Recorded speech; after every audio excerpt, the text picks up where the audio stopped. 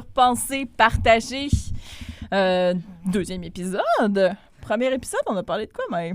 On a parlé d'amour, on a parlé d'amitié, on a parlé de relations et puis de nos expériences personnelles puisque nous sommes toutes les deux dans une relation de couple, effectivement. Voilà. Effectivement, c'est bien cela. Et aujourd'hui, on a décidé d'approfondir plus dans le sujet des services à la clientèle, le marché du travail, nos études un peu. C'est aussi l'occasion d'en apprendre un peu plus sur notre parcours on vous donne notre professionnel-ish, ressenti par rapport à tout ça. Oui, c'est ça, parce que 20 ans rime avec début sur le marché du travail. C'est ça. Donc, fait que, bonne écoute. Salut! Allô! Bienvenue sur le deuxième épisode du balado Pensée partagée, animé par moi, Marika, et... par moi-même, Maëlys. Ouh là là! Et aujourd'hui, on vous parle de service à la clientèle. Pourquoi on parle de service à la clientèle? Pourquoi, tu crois? Parce qu'on a une foule d'expérience dans le domaine. Ouais.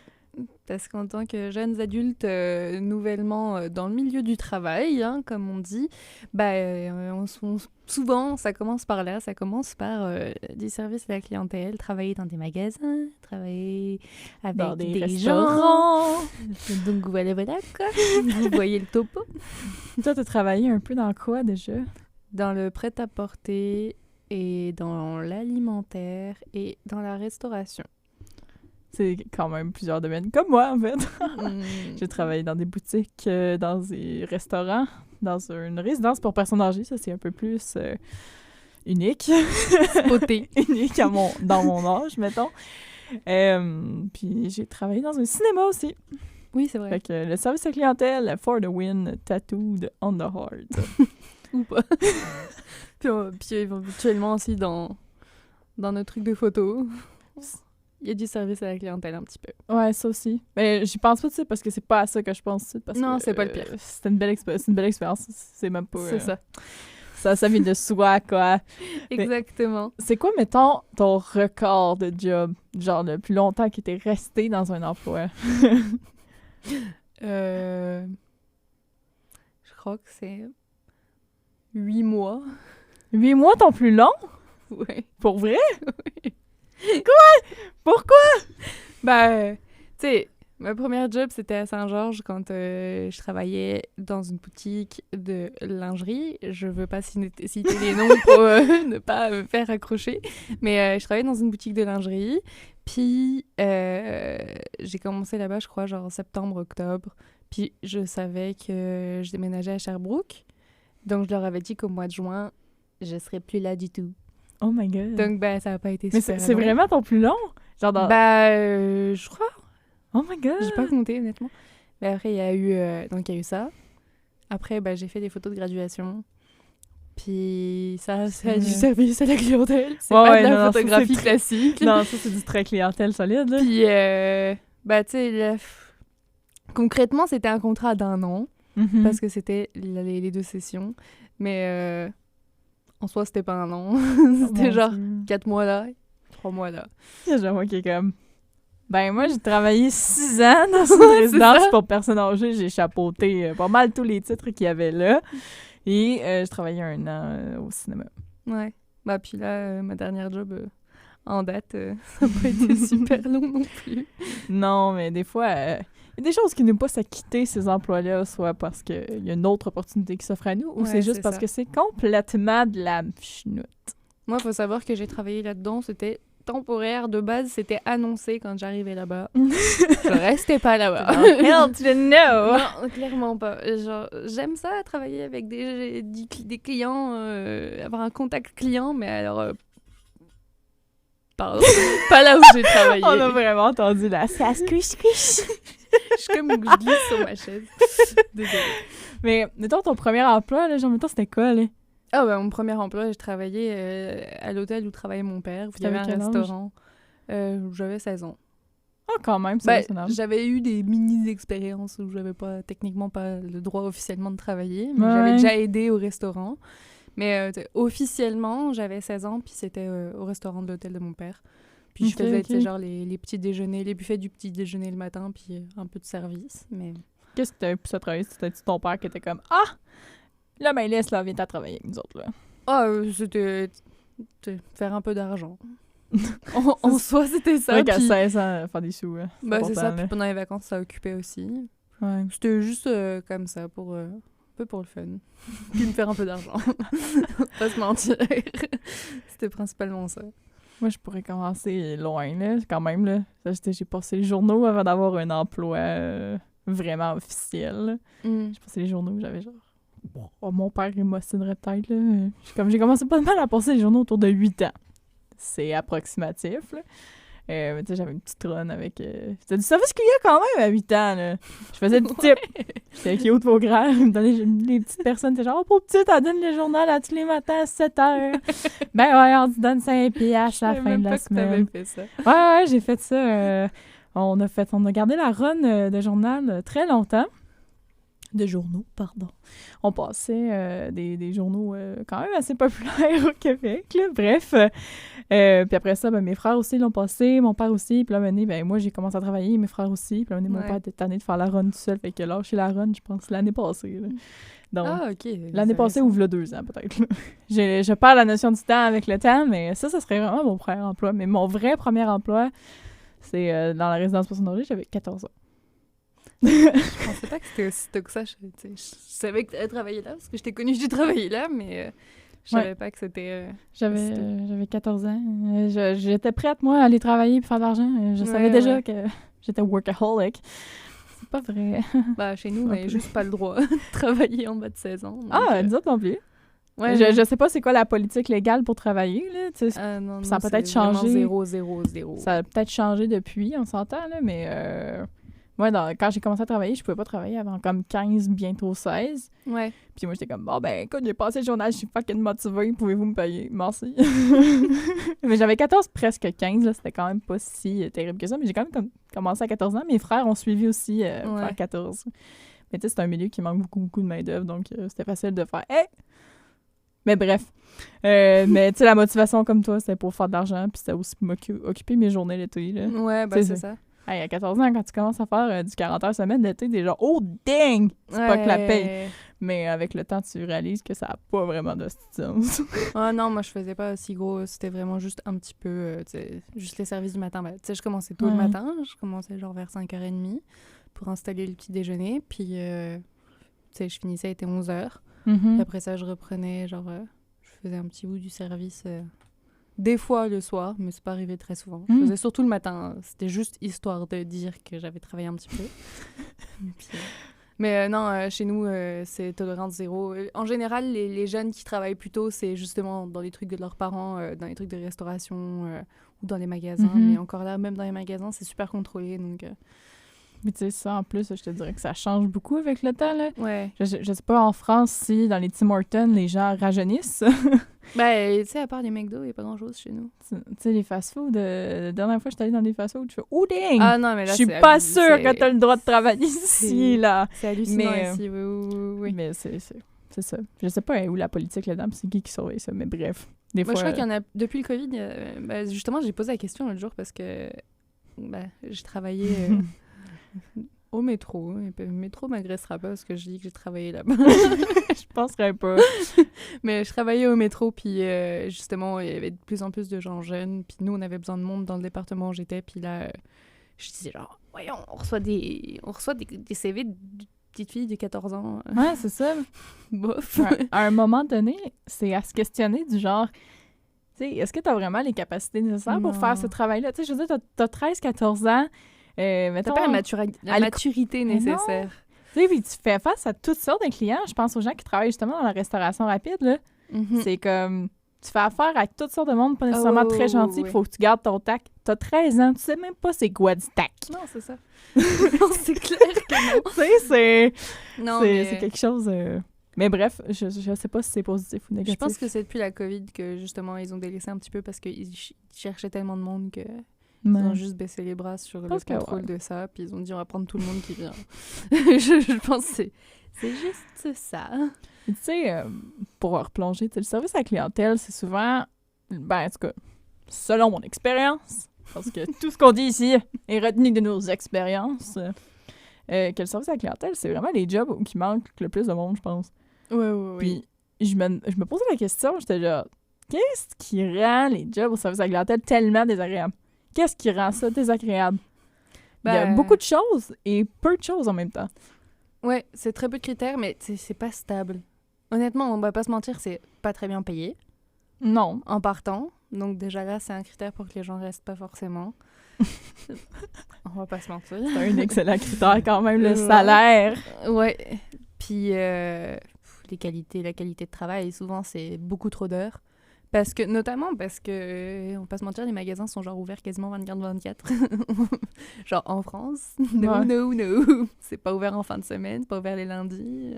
Ouais. C'est pas ouvert entre midi et 2. Genre... C'est peut-être pour ça que c'est plus dur. Ah ouais. C'est 100% à cause de ça. C'est plus dur de trouver des emplois comme avec des heures normales. Tandis qu'ici, tu peux travailler 7 jours sur 7, il n'y a aucun problème. Là. Ah ouais, non.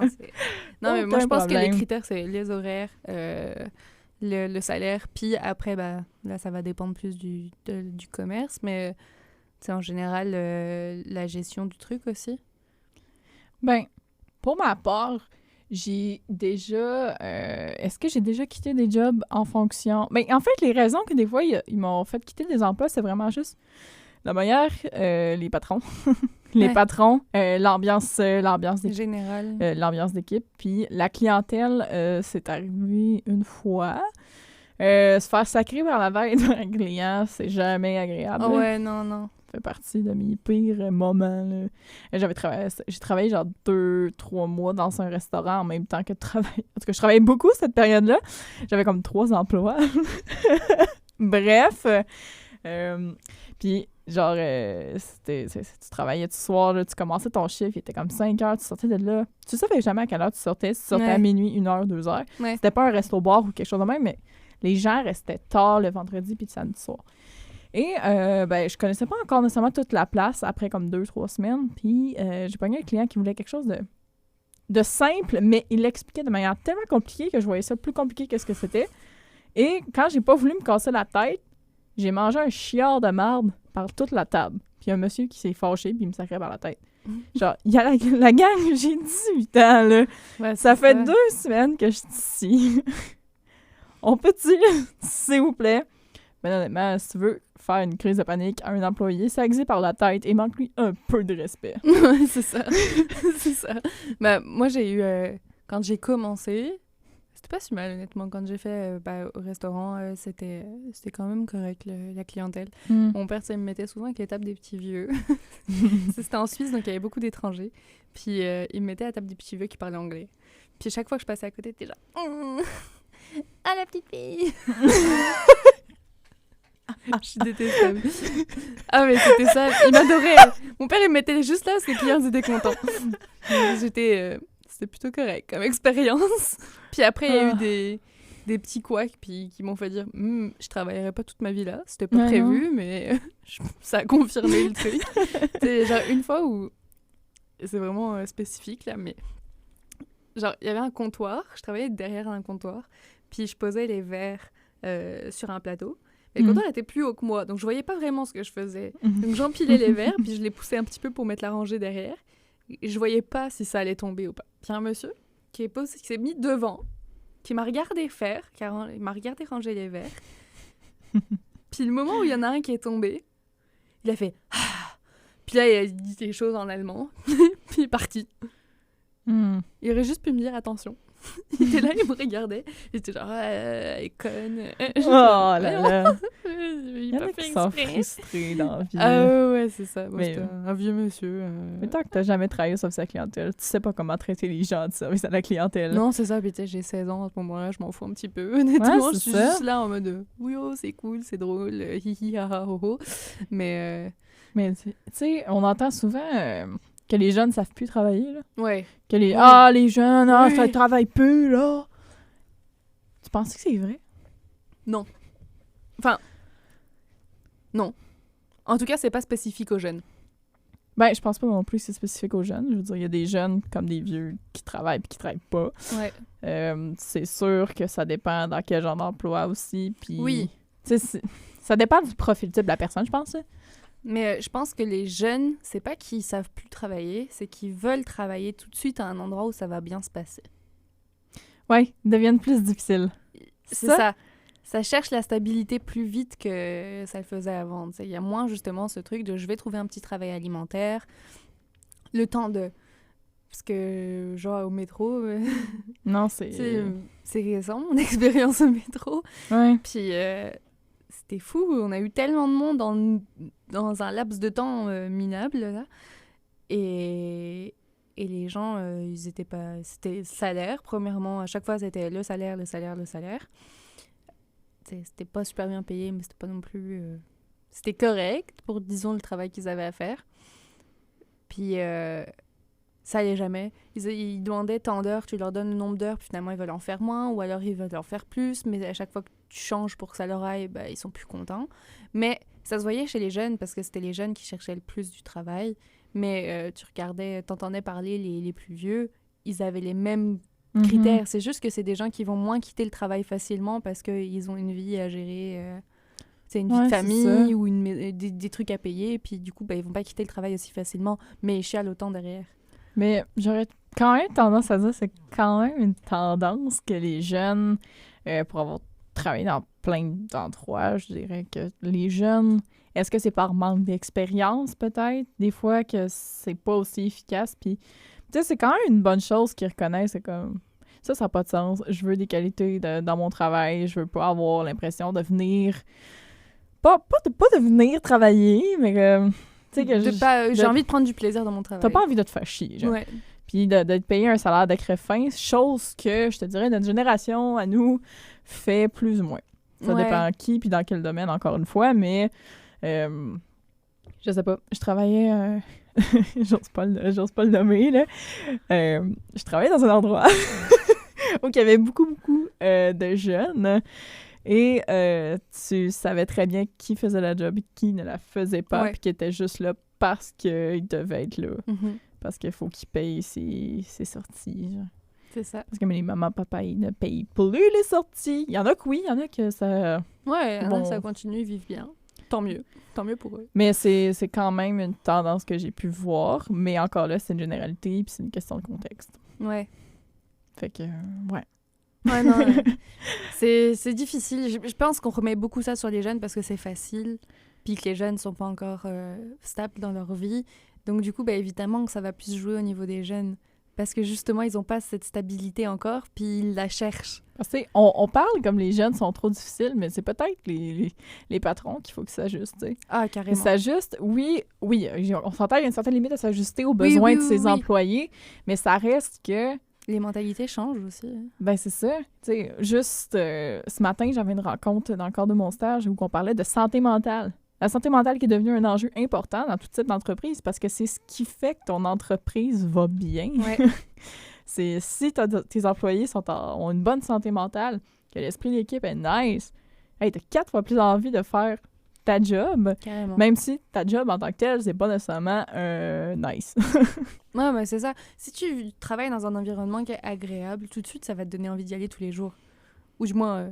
tu vas être content quand même au minimum d'aller au travail. Pas trop chier. C'est ça. C'est ça. Ben, je vois, quand j'ai travaillé dans la boutique de lingerie, l'équipe a été vraiment nice et c'est pour ça que j'étais triste de partir après. J'avais pas envie de quitter parce que ça se passait bien avec l'équipe.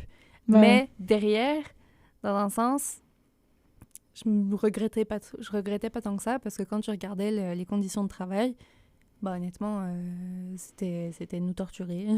Ouais, non, c'est ça. Mais tu sais, tu travailles le matin, tu commences à 8h30. Il y a des fois où, par manque de personnel, tu travailles jusqu'à 9h le soir. Puis, t'as pas le droit de t'asseoir une seule fois de ta journée, à part pendant ta pause de 30 minutes le midi, puis ta petite pause de 15 minutes le matin. Quand t'as pas de clients, ne pas dire à tes employés, t'as pas le droit de t'asseoir, c'est de la maltraitance, je suis désolée, mais là, il y a un moment où... Ben là, il y a des limites. Des conditions de travail qui s'appliquent. Puis, moi, par après, on m'a dit que dans le truc du travail, dans la charte du travail, je sais plus trop quoi, c'est interdit, ce genre de pratique-là. De t'interdire de t'asseoir ou d'interdire aux employés normalement, si tu travailles derrière un comptoir de caisse, par exemple, s'il y a personne ou quoi, il y a rien qui t'interdit de t'asseoir. Ça fera pas... les clients, ils vont pas penser que t'es mal poli parce que t'es assis le moment où tu rentres dans la boutique, là. Non, je sais bien, mais peut-être que c'est juste le fait que... tu sais, ils veulent éviter que tu fasses rien s'il y a d'autres tâches à faire. Oui, mais je comprends. Mais dans un sens, quand tu travailles, tu fais des journées de 12 heures, c'est normal que tu aies mal aux pieds au bout de dans la journée. C'est quoi? Ça me fait penser à quelque chose. Je suis pas sûre du nombre d'heures. Là. C'est soit après 3 ou 4 heures, tu as le droit à une pause de 15 minutes. Oui. C'est ça, c'est 3 ou 4 heures. Ouais, un truc comme ça. Un des deux, en tout cas. Parce qu'il y a un bout de temps, dans la résidence où que je travaillais, on fait littéralement des 12 heures. Ouais. C'était des 12 heures. La job en tant que telle, c'était correct, mettons, là. En tout cas. Mais en tout cas, on avait comme des 4 heures, 3-4 heures, 15 minutes, mais bien honnêtement, on avait 15 minutes le matin. Tu sais, puis on commençait notre journée à comme soit à 6h moins quart, ou, ouais, c'est ça, soit 6h moins quart, soit 7h moins quart, ce qui est quand même très tôt le matin, puis tu finissais le soir à 7h. Tu avais un break de 1h30 entre 2h et 15h. Et 15h30, en tout cas, bref, tout dépendait du poste que tu avais, là, ça changeait. Parce que quand tu étais du côté plus de la cuisine, c'était 1 heure. 1 heure et tu n'as pas le temps de prendre 15 minutes. Tu peux prendre ton 15 minutes, mais définitivement, tu n'as pas le temps. Non, ben c'est ça. Tu ne le prends pas. Mais c'était quelque chose que, à un moment donné, on s'est questionné dans le temps de la pandémie parce que c'était épouvantable. Parce que j'ai travaillé là en plein cœur. La pandémie, là, c'était... On avait besoin de gens à cette période-là. Puis c'est à ce moment-là que tout le monde était comme « Hey, tu sais... » Il y a des choses qui n'ont pas de bon sens. Non, c'est ça. Ben, moi, d'ailleurs, les pauses à ce job-là, pareil, ça arrivait qu'on fasse des 10-12 heures. Nous, on nous avait toujours dit, c'est 15 minutes de pause le matin, ton heure le midi, ta demi-heure le midi. Puis si jamais tu travaillais jusqu'à 9 heures le soir, t'avais 1 heure en genre 4 et 5, un truc comme ça. Puis en lisant le classeur des règles du travail de l'entreprise, on s'est aperçu qu'en fait, la superviseure qui s'occupait de nous, de notre boutique, ben en fait, elle nous avait menti. On avait le droit à plus de pauses, mais pour qu'on soit plus efficace sur le plancher, ben elle nous avait dit que c'était ça. Mais officiellement, dans les lois, c'est pas ça du tout. Et tu sais, il y a ce genre de choses aussi qui à prendre en compte. La qualité du travail, elle se fait aussi par la qualité de l'emploi. Ça serait aux patrons, aux entreprises à s'ajuster en fonction de ça. Ah bah oui. Tu sais, je demande pas nécessairement 4 pauses dans un chiffre d'avant-midi, là. C'est vraiment pas ça que j'avance. C'est juste que si aux 15 minutes, faut aller, mettons, un break ou dépendant... Encore là, ça dépend de la job, pour vrai, là. Oui. Il y a des jobs qui nécessitent pas 15 minutes de break, là. Tu sais, ça dépend encore une fois des périodes aussi, là. Je pense dans un magasin, là. Tu sais, des fois, il y a pas personne dans le magasin. Ah, moi, je les prenais pas, mes pauses. Puis dans ce temps-là, pourquoi prendre ses pauses? T'as pas vraiment besoin d'une pause parce que t'as pas affaire à personne, tu fais juste, mettons, plier du linge ou de quoi de genre. Mais c'est très péjoratif, là, en fait. Ben non, mais c'est très personnel aussi comme ressenti. Il y a des gens qui en ont besoin parce que, je sais pas, ils ont besoin d'aller fumer une cigarette ou je ne sais trop, tu sais. Ouais, c'est mais moi, de mon point de vue, en tout cas, c'est clair que les journées où il y avait personne, que je me faisais chier, bah, honnêtement, les 15 minutes en arrière, je m'en foutais un petit peu, quoi. Ouais. Je préférais rester 15 minutes dans la boutique à faire quelque chose que de me tourner les pouces en arrière. Mais en fait, il faut que le minimum soit appliqué. Parce que sinon, c'est clair que les employés vont chialer. Ouais, c'est ça. Bref. Ça pour dire que je crois que quand il y a des demandes à être faites, c'est au patron qu'il faut le demander, puis c'est à partir de là sa réaction. Je pense qu'il y a toujours moyen de moyenner. Oui. Pour vrai, là, il y a toujours moyen de moyenner. Là. C'est de parler avec ton patron. Si t'es un élément qui fonctionne dans l'entreprise puis que le patron veut te garder, il va écouter un minimum ce que tu as à lui dire, je pense. Puis s'il veut pas, je change d'emploi. Ouais, ben c'est ça. Si ça devient trop pesant pour toi... Tu sais, si venir travailler, c'est une source d'angoisse extrême, que t'as même plus de fun que de travailler, là, c'est juste une torture, puis t'attends juste qu'il soit 4 heures. Ouais. Girl, t'as ton signe. Bah, c'est ça. Moi, tu sais, métro, à la fin... Tu sais, j'adorais la personne avec qui je travaillais, mais à la fin, sérieusement... faire les horaires que je faisais dans les conditions que je les faisais puis vu la tâche que j'avais à faire stop. Ça m'a fait le plus grand bien d'arrêter parce que mentalement, j'avais envie d'exploser et à cause de certaines personnes avec qui je travaillais, entre autres, et à cause de l'emploi en tant que tel. Ouais, mais c'était pas tant de la faute de l'emploi, c'est juste que ça me correspondait pas. Mais tu sais, mettons, j'ai travaillé dans la résidence personnes âgées vraiment longtemps. Je suis partie vraiment quand je suis partie vers Sherbrooke, là, parce que c'était plus vivable de travailler là. Et impossible parce que j'ai pas de voiture. Fait que c'est un peu plus compliqué, mais ce qui tient l'équipe, puis ce qui tenait l'équipe, ce qui tient l'équipe, c'est vraiment l'esprit d'équipe. Puis ça, pendant la pandémie, ça a été vraiment beaucoup... ça l'a touché vraiment beaucoup, cet esprit d'équipe-là. Puis c'était triste parce que c'était vraiment quelque chose de fort dans ça. Mais tu sais, aujourd'hui, je pense encore à mes années là puis j'ai vraiment des étoiles dans les yeux. Je les aime beaucoup, mes petites madames. Ouais. Mes petites madames, puis je dis mes petites madames, les serveuses qui sont là, les cuisiniers. Tes collègues. Les collègues que j'ai travaillé pendant longtemps. J'ai littéralement grandi à côté. Là. J'ai fait de 14 à 20 là. T'as fait un gros T'sais, gap là-bas. C'est plus que des collègues dans ce cas-là. C'était vraiment comme des amis, là. Puis tu sais, encore aujourd'hui, je suis pas mal sûre que j'ai besoin de quelque chose, juste aller les écrire, puis c'est cool. Mais en tout cas, c'est vraiment particulier, là. Mais c'est probablement aussi l'expérience de travail qui m'a le plus fait travailler sur moi. Ouais. Mais c'est aussi... j'ai fait de la merde, là. J'ai fait des jobs de merde, là. Ouais, moi, mon petit démon, c'était vraiment la plonge, là.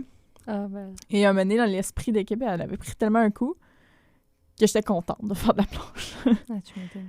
Puis ça, la patronne, là, elle était reconnaissante de ses employés, mais elle vulgarisait pas beaucoup dans le temps que j'étais là. Puis elle nous faisait sentir peut-être un peu comme si on était un numéro. Ça, c'est un sentiment que plusieurs partageaient, mais qu'ils n'ont jamais dit. Puis si tu la prépares ici, c'est un peu triste, là. Mais moi, de mon côté, je me suis jamais vraiment sentie comme un numéro, là. C'était...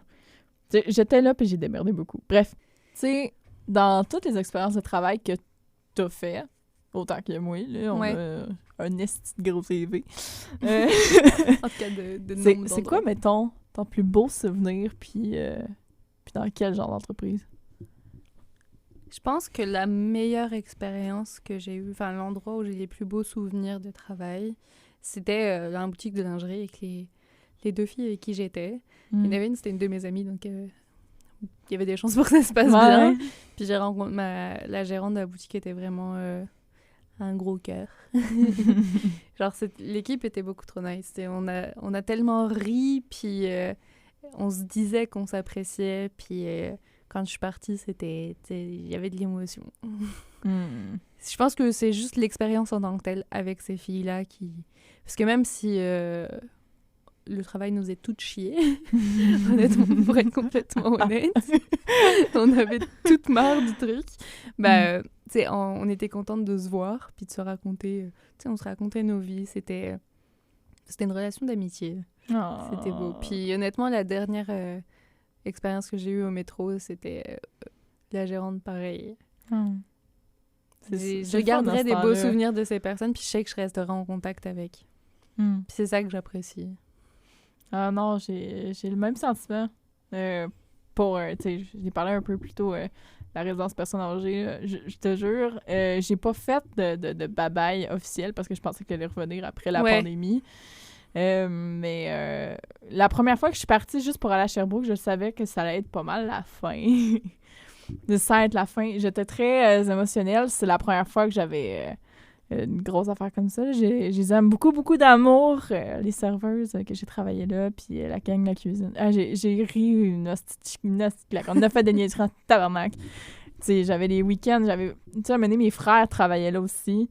Fait que c'était non seulement ma famille, comme, je veux dire, recomposée dans la résidence.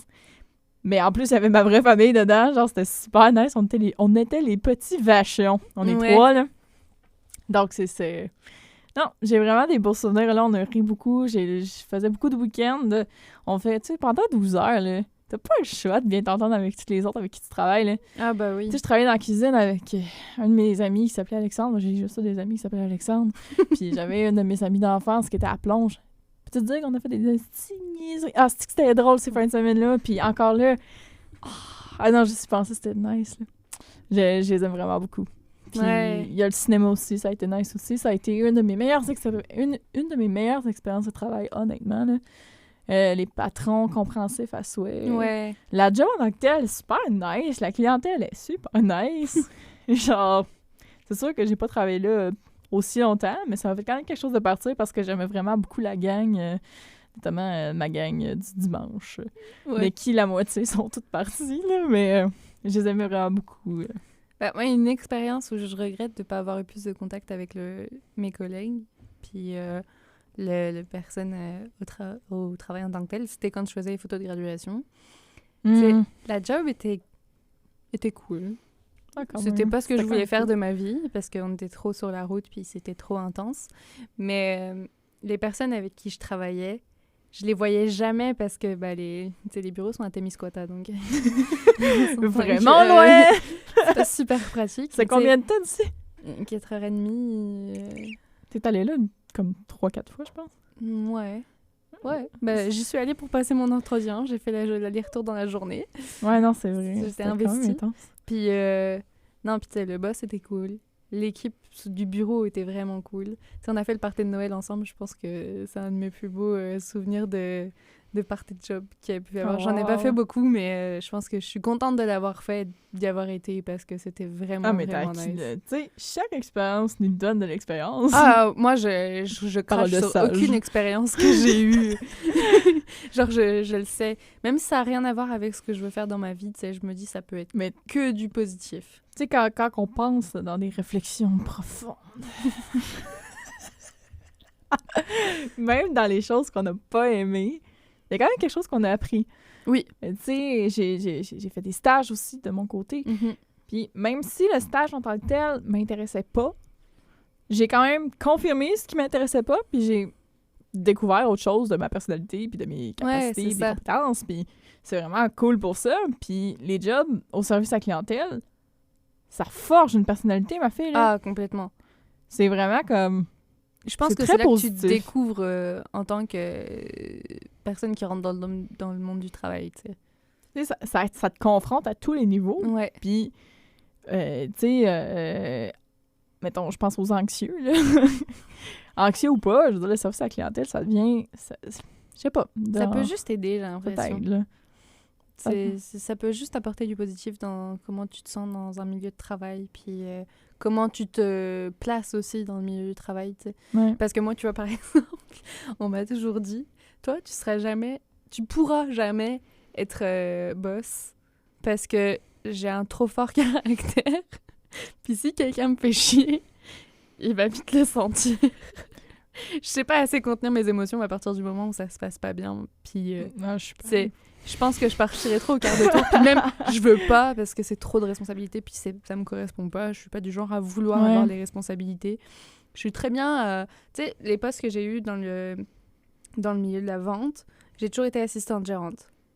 Donc, j'ai jamais eu cette position où je suis juste vendeur ou je travaille dans les commis, genre. Ouais. Mais c'était juste ce qu'il fallait. Genre, je le savais. Puis quand j'ai eu aussi des rencontres avec des personnes qui m'ont aidé à m'aiguiller un peu dans mon travail, des conseillers d'orientation. C'était pas à l'école, tu sais, c'était genre avec le Carrefour Jeunesse Emploi, donc c'était pas super. Ah non, quand même. Cool. C'était agréable d'avoir une... D'ailleurs, je conseille s'il y a des jeunes qui nous écoutent puis qui savent pas trop comment s'enligner ou qui cherchent de l'aide pour l'orientation, Carrefour Jeunesse Emploi, c'est vraiment une bonne ressource. Puis c'est gratuit. Es-tu disponible à travers le Québec ou... Je pense qu'ils sont pas mal partout au Québec, ouais. Parce que moi, j'ai en tout cas, il y a beaucoup de ressources à Sherbrooke aussi pour l'aide à l'emploi. Il y a justement une des employées avec qui que je travaillais au cinéma. Il y a une des employées avec qui que je travaillais au cinéma qui arrivait justement d'un programme d'emploi comme ça. Mm-hmm. Donc, je trouvais ça super cool parce que si tu te sens pas apte ou tu sais pas trop comment t'y prendre, mais eux autres, ils viennent t'aider à préparer ton CV, à préparer un peu à quoi ça ressemble une entrevue. Parce que quand c'est ton premier emploi, t'as jamais passé d'entrevue, Vin? Moi, je relis mon premier CV puis je suis comme... Si, j'en ai passé une. Pas vrai? Ben, celle pour les photos. Ah. Moi, j'en ai passé plusieurs. Non, les autres, à chaque fois, on m'a dit « Ok, tu commences demain ou tu commences la semaine prochaine. » J'étais là « Ok. » Je suis tellement inconfortable dans les entrevues, là. Oh! qui est bien quand il fait des entrevues? Honnêtement, moi, je suis arrivée là-bas, j'avais 4h30 pour penser à ce qu'elle allait se passer pendant l'entrevue. J'avais jamais fait d'entrevue. J'avais fait de la route toute seule. Je suis arrivée là-bas, j'étais genre, qu'est-ce qui va pouvoir se passer? Parce qu'en plus, tu sais, je postulais pour un poste... Mais pourquoi t'avais pas fait faire ça en Teams? Parce que ils avaient eu des rencontres qui s'étaient passées en visio, puis ils avaient eu des faux ressentis avec les gens. Des feelings que ça allait bien se passer, puis au final, ça s'est mal passé à chaque fois. Jeez! En tout cas, t'étais motivée. Ouais. Mais ça s'est bien passé, là. Ça Ben, s'est bien passé, je suis t'as eu arrivée, l'emploi! je suis arrivée là-bas, puis en fait, j'ai rencontré la personne, puis tu sais, je l'avais eu au téléphone 2 fois, donc je savais que il avait l'air cool, tu sais. Je vais de spinner ma chaise. J'avais eu le téléphone, donc je savais que ça allait être correct. Tu sais, il avait l'air sympathique. Puis quand je suis arrivée sur place, ça m'a fait redescendre un petit peu. Puis là, on m'a dit, il va falloir que tu fasses un genre d'examen. J'ai juste paniqué parce que on s'entend que je fais de la photo depuis longtemps, mais niveau technique, là, j'avais aucune base à ce moment-là. J'étais genre, j'avais lu vite fait sur Internet un truc, un genre de récapitulatif des choses. Puis honnêtement, j'ai pas bien répondu au questionnaire sur une bonne partie des questions, mais quand j'en parlais avec la personne, bah, on sentait que c'était correct. Je savais pas les termes techniques, mais en soi, j'avais la base du truc pour que ça fonctionne. Puis, tu sais, je suis ressortie de là. J'étais plutôt contente, mais j'avais aucune idée de comment ça s'était passé avec les autres personnes. Donc, je pouvais pas te dire... c'est sûr, c'est trop bien, ça s'est trop bien passé. Ouais, c'est ça. Mais tu sais, je t'avais appelé, je t'avais dit, c'est correct, c'est bien passé, mais I don't know. Cool. Puis au final, ils m'ont rappelé, puis à ce moment-là, ils m'ont dit, tu sais, t'es sortie de l'entrevue, on savait qu'on te voulait. J'étais là, OK. ça fait du bien à l'ego, on va pas se mentir. Ah non, c'est le fun de se faire dire ça. Puis c'est la seule entrevue que j'ai passée. Ah non, c'est pas vrai. J'en ai passé une autre. Non, j'en ai passé plusieurs. Mais t'as dû en passer plusieurs au nombre de jobs que t'as eu, là. Ben, au nombre de jobs que j'ai pas eu aussi. Ouais, non, mais tu sais, pendant que tu te parles, je pense aussi aux miennes, puis j'en ai pas eu des tonnes non plus. Tu sais, j'ai eu des expériences quand justement j'ai commencé à postuler dans le domaine qui m'intéressait, c'est dans la photo, la vidéo, tout ça. J'en ai fait des entrevues, je crois que j'en ai fait 3 autres. OK. Ah, ben oui, c'est vrai, t'en as fait quand même une couple. Ouais. Puis à chaque fois, je pensais que ça s'était plutôt bien passé, mais au final, il y en a qu'une qui a fonctionné. Mais je comprends le ressenti, là. J'ai jamais fait vraiment d'entrevue. Parce que j'ai travaillé 6 ans à la même place. Là. Ben, c'est puis ça. même pour ce job-là, j'avais plus ou moins passé d'entrevue. Ouais, ils avaient besoin de quelqu'un, quoi. C'est ça, il y avait besoin de quelqu'un. Ben, comme moi, ou les endroits où j'ai pas passé d'entrevue. Dans les autres jobs, c'était vraiment comme « Hey, je me cherche un autre job sideline. Ouais. T'as-tu ça? » Ah, ben ouais, OK. Ou ben je postulais sur Indeed, puis t'es comme « OK, on t'engage la chum. » Ouais, c'est ça. C'était pas très compliqué. Ben, dans les trucs alimentaires aussi, souvent, c'est comme ça que ça se passe. Mais sur le marché du travail, j'ai l'impression que ça marche pas comme ça parce que non. J'arrive dans mes stages où on arrive, où les entrevues, là, c'est structuré, là. C'est structuré, puis c'est comme « Parle-moi de toi. Hein. » Puis c'est zéro... Je trouve ça zéro naturel. Puis surtout quand c'est sur Teams, j'ai l'impression que tu perds comme la connexion humaine avec la personne. Je peux comprendre un peu ton ancien employeur qui disait ça. Parce que là, sur Teams, t'as bien beau avoir de l'air super confiant derrière ton ordinateur, mais au final, là, t'es peut-être super pas bon. Ouais, c'est genre ça. Socialement. Ou inversement. Moi, j'aime pas ça, être sur Teams. Genre, je trouve ça frette. Je suis pas capable de saisir comme la personne ou je sais pas trop. Non. Puis là, genre, parle-moi de toi. Fais-moi ton speech de vente. C'est plutôt à toi de me dire si j'ai les capacités nécessaires pour ton entreprise. Ouais. J'ai pas... Ben, tu sais... Probablement que plusieurs vont être genre, ben oui, mais c'est comme ça que ça marche depuis des temps. Non, mais genre, je comprends mais j'aime pas le côté ça. où on te demande de parler de toi. Parle-moi de toi. Mais c'est quoi tes plus grandes qualités? C'est quoi tes plus grandes... Ils sont tous écrits dans mon CV. J'ai pas besoin de te le dire. Puis, moi, le seul entretien que j'ai passé... Je crois que j'en ai passé qu'un seul à distance comme ça. Et honnêtement... J'étais contente de comment ça s'était passé parce que l'entreprise faisait que l'ambiance se passait bien. Ça, c'est une entreprise... Dans l'annonce pour l'emploi, directement, on me disait « Nous, ici, on se tutoie. Il n'y a pas de notion de « T'es supérieur à moi, on se vous voit. » Ça, c'est super. Tu sais, j'ai passé l'entretien, la première chose qu'on m'a dit, c'est « On se tutoie. » Déjà, tu redescends d'un cran, puis t'es genre « OK, c'est plus chill. » Puis la personne, elle te dit, nous, on veut que ça se passe bien comme ça, on pense au bien-être de nos employés, on veut que ça se passe bien au niveau de comment ils se sentent. Puis quand c'est la première chose qu'on te dit, tu souffles un coup, puis tu fais « Ok, ça va bien aller ». Puis tu sais, ça n'a pas fonctionné avec eux parce qu'ils ont trouvé quelqu'un de plus qualifié que moi. Ben, tant mieux pour eux. Tu sais, j'ai pas revu l'annonce passer, donc c'est que ça a dû marcher. Mais tu sais, des fois, il y a des choses qu'on peut pas voir. Tu peux passer ton entrevue, ça s'est bien passé, ils t'ont probablement apprécié, mais tu peux avoir comme la personne qui a déjà un pré-contact avec, ben, c'est ça. avec l'entreprise, puis comme « Ah, yo, viens ici ». Fait que tu sais pas qui y a de l'autre côté, tu sais, tu peux pas savoir, c'est impossible. Mais non. À moins que tu sois très renseigné. Mais tu sais, des fois, c'est ça qui vient jouer aussi dans la balance. Mais des fois, ça clique pas avec l'employeur. J'en ai fait des entrevues que j'étais comme, c'est sûr que je vois pas là, man. Ça a pas cliqué avec l'employeur, puis pas du tout, là. Ouais. Ben, tu vois, là, justement, cet entretien-là, au final, j'ai eu une réponse négative, mais j'ai eu une réponse. On m'a pas laissé dans le vent sans rien. J'ai eu une réponse. Ouais, ben, puis plus tu... Mettons, je vais dire... plus que c'est des jobs étudiantes, plus qu'ils s'en calissent. Ah, ben, c'est clair.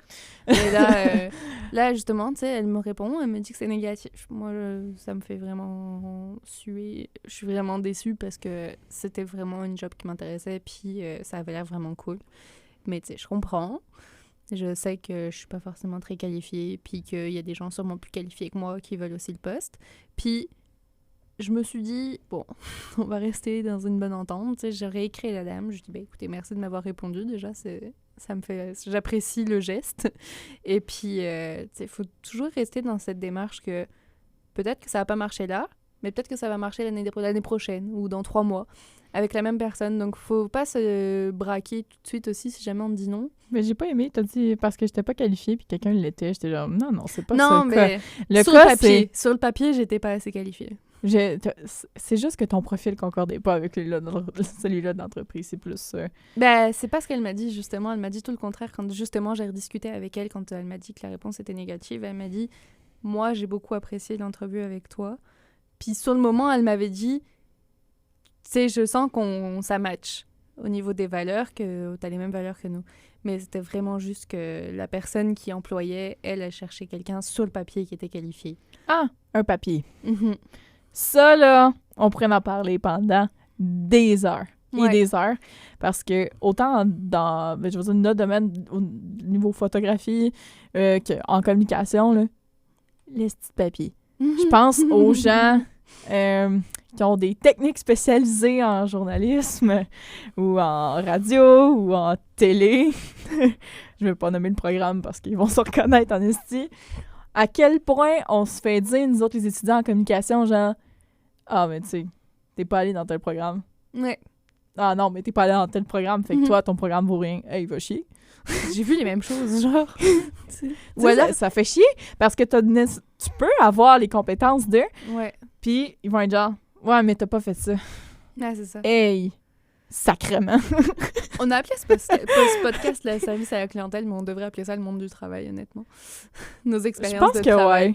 Parce que... Puis, qu'est-ce qui pourrait être intéressant pour un épisode genre ultérieur? Ça serait d'aller chercher justement quelqu'un peut-être genre quelqu'un de spécialisé dans le marché du travail ou genre du placement. Quelqu'un de Carrefour Jeunesse Emploi, ça pourrait être intéressant. Ah ouais, ça serait fucking intéressant, d'où. En tout cas, on va suivre pour le reste, mais je crois que ça pourrait être intéressant d'avoir un spécialiste pour nous donner justement de comme à quel point un papier ça vaut. Ouais. Genre, oui, un papier va valoir au niveau salaire, je pense justement certains postes dans les médias qui vont te donner une permanence d'emploi si tu as un diplôme, un baccalauréat. Je veux pas les nommer. Pourquoi je veux pas les nommer? Je dis ça comme si on allait avoir... on allait être international, là, style. On est des bébés du milieu, OK? On a peur. on est des nano-micro-bébés, là. On est pros du podcast. Mais, tu sais, ça, c'est quelque chose qui m'enrage, là. Parce que ça... Genre, probablement que tu peux être 4 fois plus qualifié qu'une personne qui a 8 papiers. Ben, moi, je me sens super concernée par ça, parce que, tu sais... J'ai arrêté après le cégep, puis au cégep, j'ai fait quoi? J'ai fait un pré-universitaire. Ah ouais. On s'entend que tous les gens à qui je me présente sont genre... Maintenant, j'écris que j'apprends toute seule. Ouais. Parce que j'ai énormément appris toute seule. Parce que juste au cégep, on en a fait du montage. On a appris des choses là-dessus. Ouais, mais c'est pas nos cours qui nous ont donné des compétences. Ben, il y en a que oui, là, mais... Ouais, mais la base... c'est les projets qu'on a faits qu'on a appris Ben, plein c'est d'affaires. ça. Puis dans les projets qu'on a fait, ce qu'on cherchait à faire, on l'a appris de nous-mêmes, genre par Internet ou quoi, en Mhm. cherchant nous-mêmes. Moi, j'ai la plupart des choses que je sais, je l'ai pas appris grâce à l'école, honnêtement, parce que, certes, j'ai pas Ben, continué longtemps. moi, je fais juste penser au projet qu'on avait fait. C'était un documentaire qu'on avait fait sur les artistes en Beauce. Un documentaire qu'on avait fait, ouais. En Beauce, en équipe de 3, dans le cadre de Défi Ose Entreprendre, je crois. Ouais, c'était un cours qu'on avait. C'était vraiment que la professeure, on arrive avec notre idée. On avait déjà une idée de base, mais c'était boboche, là. Moi, j'étais chez nous, genre, avec ma mère, puis j'étais comme... Mais ça, mais si, j'en ai une idée. J'étais comme, hey, qu'est-ce qui... Genre, quelque chose qui... Qui quelque t'allume. chose qui nous allumerait, genre, tout le monde, là, mettons, là. Comme, à interviewer des artistes en bas, c'est quelque chose qui n'a jamais été fait, puis c'est quelque chose qu'on met pas de l'avant non plus. Mhm. Mais tu sais, 3 jeunes de 19 ans, sans nécessairement expérience quelconque, photo, vidéo, montage, Non. pas une Même énorme... vraiment pas. Et on a fait un documentaire avec 6-7 artistes. Il y avait 2 auteurs. Il y avait 2 auteurs, je pense que oui. Il y avait 6 personnes. Il y avait 6 en tout cas 6 ou 7, là. C'est un documentaire de 1 heure qu'on a fait. Et la Mhm. professeure, elle nous a dit littéralement, votre projet n'est pas réalisable. Ouais. Puis ça, c'est la phrase qui nous a motivés à faire le fucking projet. J'étais Hey, genre, j'avais pas ah d'électricité chez moi pendant 3 jours. Je suis venue au cégep pendant 3 jours pour vivre au cégep, pour Puis- qu'on avance sur le projet. La gentillesse puis l'ouverture qu'ont eu nos artistes, parce Mhm. que on n'a aucune connaissance à l'époque. Non. On sait pas qu'on faut approcher des attachés de presse ou quelque chose comme ça. On approche directement les artistes. Ah, nous, on envoyait des messages sur Facebook. Dans les Et on pages avait Facebook. parlé avec Rémi Chassé, Laurence 7 Castera, personnes, du coup. Pierre-Hervé Goulet, Alain, j'oublie son nom, mais on avait été chercher vraiment différents aspects. Puis là, Mhm. ça a été vraiment un nice projet, là, pour vrai. là. Ouais, ça nous a allumés. Après, avec du recul, maintenant que justement j'ai plus d'expérience, Maintenant qu'on a je me plus dis, on aurait d'expérience. pu faire le projet complètement autrement. Mais Mais il fallait le faire. c'est ça, puis la façon dont on l'a réalisé avec le bagage qu'on avait, j'en suis contente, honnêtement. Tu sais, je suis très contente aussi parce que ça a été un projet qui, selon nous, nous a donné beaucoup de choses. Puis, Mais, tu sais, toi, ça t'a poussé un peu vers le ben, moi, journalisme. ben, ça m'a poussé, vers le journalisme, de 1, puis de 2, ça l'a aussi m'amené vers ce que j'aime le plus, puis c'est le culturel. Mhm. C'est vraiment le culturel. Carrément. Puis j'ai fait un stage à la tribune, puis ce qui m'allumait le plus, c'était le culturel. Ouais, ouais. Encore une fois, tout ce qui m'allume vraiment plus, c'est le culturel. Je fais de la Ouais. radio à CFAC avec mes amis, là, je dis même pas mes collègues, là, avec mes amis, Ouais. puis ce qui m'allume, c'est vraiment ça. Là. Fait que, ouais. Osez, si Faut- jamais vous êtes à l'école puis qu'on vous dit que C'est pas réalisable. c'est pas réalisable ou que vous n'avez pas Ou la tu devrais capacité. peut-être prendre une seule artiste. Fait que, si les gens vous disent que c'est pas réalisable, ben, écoutez-les pas, puis allez selon votre idée. Là. Ouais. Puis au pire des cas, ça marche pas, puis vous faites avec ce que vous avez. Si vous avez l'occasion de faire des projets à l'école, faites-les Ça vaut la avec vos peine. idées. Puis vous Laissez-vous arrêtez aller. pas aux barrières qu'on peut vous mettre. Ce serait mon conseil que je pourrais donner Ouais. à ce niveau-là. Puis, non, ça serait probablement sensiblement la même chose de mon côté. Là, je veux dire, mets-toi pas de barrière, puis fonce dans ta créativité. Mhm. Parce que c'est ce qui est payant dans la vie. C'est la créativité. Ouais. Autant en pub. Ben, c'est sûr que là, moi, je pense tout au volet com. Là. Ouais. Tout ce qui est volet communication, là. Tu sais, c'est sûr que je vends beaucoup la communication, dans le sens que comme la communication C'est ce que est tu fucking connais. partout. Mais tu sais, la créativité, c'est payant, peu importe c'est quoi ton domaine. Mhm. Puis c'est ça. Puis bon, c'est sûr qu'on s'éloigne un petit peu du domaine du service à la clientèle. Ça nous a lancé dans le monde du travail, puis je pense que Ouais, c'est plutôt on de ça est qu'on va parti. parler. Mais je pense que naturellement, ça nous a littéralement amené là. Ben, comme, dans le fond, tu sais, le service à la clientèle, on a commencé par là pour se lancer dans le monde du travail. Donc, Ouais, puis on est rendu dans l'étape de se lancer dans le monde du travail. c'est ça. Ben, on est pas mal dans le monde du travail, là, je te dirais. Là. Ah, ouais. Mais tu sais, c'est ça. Les choses se concrétisent, on va dire. Mais tu sais, le service à la clientèle, là, c'est vraiment comme... Je te dirais que c'est un pont pour créer des réseaux, pour voir toutes sortes de monde, puis te dire, esti, il y a du monde fucking cave. Ou cool. Ou cool. Mais tu sais, c'est de faire le tri entre les gens cool puis les Ouais. gens fucking cave. Puis avec ça, ben, t'es capable d'agir pas comme un fucking cave. Ouais, puis si on peut faire un point sur... J'ai dit fucking cave dans les 4 dernières minutes, c'est nice. si on peut faire un point sur ce que le service à la clientèle, ça peut apporter à ta vie. Je pense qu'on pourrait facilement terminer là-dessus. Mais, tu sais, concrètement, moi, j'encourage les gens à aller travailler dans le service à la clientèle, même si tu sais que c'est pas ce que tu veux faire de ta vie. C'était mon cas, puis même si t'es pas payé 36$ de l'heure. C'est ça. Si t'es jeune, puis que t'as envie de te lancer dans quelque chose de nouveau, ou alors que tu te cherches dans le monde du travail, je pense que c'est une bonne passerelle pour te rendre compte de où tu veux te placer dans une entreprise. Comme moi, quand on m'a dit que je pourrais pas avoir le poste de boss. C'est une bonne entrée en matière pour te situer dans ce monde-là, pour aussi avoir... ça consolide aussi de s'en prendre plein la face par des clients ou par tes collègues. Puis ça va te créer des bons liens, des bons souvenirs. Même si c'était pas forcément cool en tant que tel au global, ça va créer des bons souvenirs sur l'expérience que tu as eue. De un, puis ça va être payant, tu vas développer... Tu vas découvrir surtout, je dis ça comme si je parlais à un flow, mais comme ça reste que quand tu travailles au service à la clientèle, tu développes certaines capacités. Je dis capacité, mais c'est pas de l'autonomie, C'est de l'autonomie, de comme la réalisation de tâches surtout, dépendant des tâches, mais tu sais, je vais parler pour moi. Le fait d'avoir travaillé dans toutes sortes de choses, puis j'ai fait différents postes, me fait de moi aujourd'hui quelqu'un d'hyper polyvalent, puis c'est la qualité qui ressort le plus dans mes derniers stages. Ouais, c'est ça. Que j'ai une polyvalence assez forte, que je peux faire un peu de ça, un peu de ça, un peu de ça, puis genre, c'est une super qualité parce que ça te permet de faire tout, de toucher un peu à tout. Puis ça veut dire aussi que tu auras moins peur si jamais tu te retrouves face à quelque chose que tu connais pas. Ouais. Parce que tu sais que tu fais déjà un éventail de choses différents. Du coup, ça sera juste une chose de plus à ton éventail, puis ça sera juste du positif. Puis si jamais vous êtes actuellement dans ce milieu-là, puis que ça vous fait chier, ça vous fait suer... Mais tu sais, ça dépend s'il y a des raisons concrètes du genre vous vivez de l'intimidation au travail. Non, allez-vous-en de là. On parle d'un truc classique, on va dire. C'est juste que t'aimes pas la tâche, mais que le reste, c'est correct, là. Ou alors que juste tu trouves que t'es mal payé ou quoi. À la limite, arrête cette expérience si tu penses que ça devient néfaste pour toi. Complètement, j'encourage même les gens à le faire. C'est surtout, retire le positif. À la fin de cette expérience-là, retire le positif de qu'est-ce que ça t'a apporté. Parce que sur un CV, tu peux mettre que ça t'a apporté telle chose, sans dire forcément que tu as appris à faire ces choses-là. Juste dire ça m'a apporté une autonomie, ça m'a apporté de la polyvalence, tu sais, comme tu disais. La polyvalence, la ponctualité, ça t'apprend... Ça peut tellement apprendre. Genre, que ce soit genre caissier au team, caissier au dépanneur, travailler... Le service à la clientèle, tu vas toujours avoir affaire au service à la clientèle, puis si c'est pas toi qui travaille pour le service à la clientèle, ben c'est toi qui vas avoir affaire au service à la clientèle. Fait que t'es toujours là-dedans. Peu importe le domaine dans lequel tu vas travailler, il y aura forcément un service à la clientèle. La clientèle, ça peut être ton boss, ça peut être n'importe qui.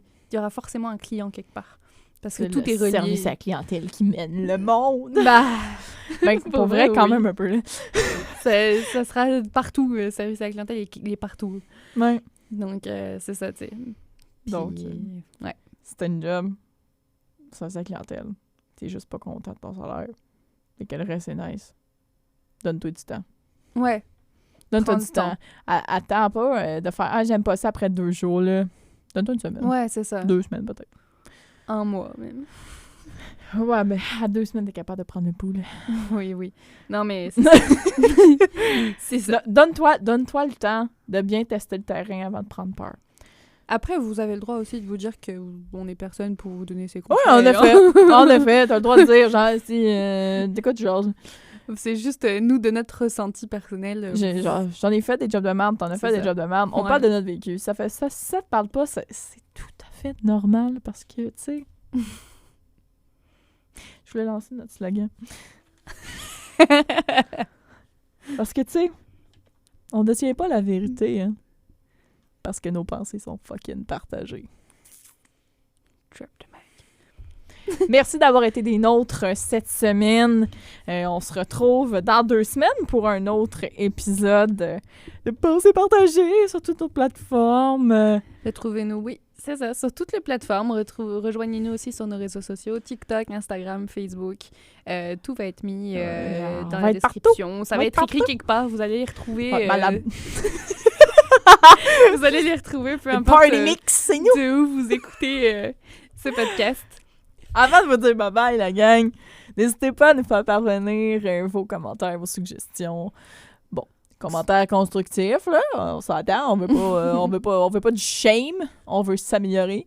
On est quand même... on fait ça aussi comme ça, on n'a aucun objectif à devenir famous ou quoi. Non, on fait juste ça parce qu'on est des grailleuls.